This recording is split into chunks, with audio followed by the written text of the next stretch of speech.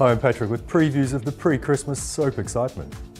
The walls are closing in on Kat in every sense, as a devastated Alfie hears her lie that she threw the pawn shop receipt away, not wanting the ring.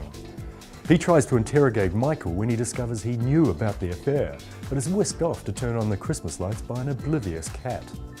Michael does his best to avoid Alfie, whose suspicions peak when Kat goes shopping but leaves a purse behind. It's only a matter of time. With Shirley's advice to fight for her daughter ringing in her ears, Lola turns up full of fire to the meeting with Phil and the foster worker. Later they go to court for the residency order, but what will she say? And will they even get Lexi back? It's not a parenting match made in heaven. Derek's causing drama for Max and Tanya.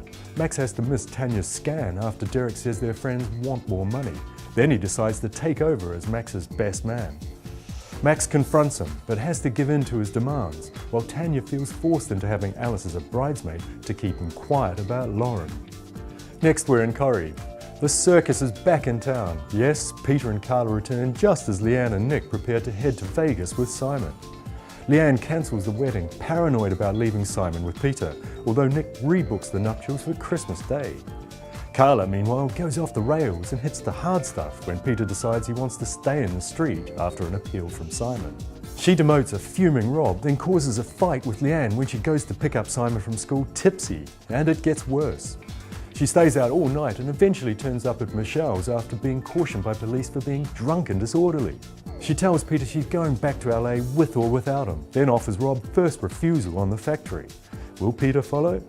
It all points to a classic airport showdown. Stella's love life gets ultra complicated when Carl reveals he still loves her, but then she sleeps with Jason when she confides her loneliness to him. Eileen's furious when she finds out, while Gail rubbernecks at the row, and it's not long before the whole street knows. But Jason seems less than embarrassed. And Tyrone's horrified by Kirsty's plans for a romantic night, while Ches gets suspicious of Fizz and Tyrone, so she has to put him in the picture. Last, it's Emmerdale.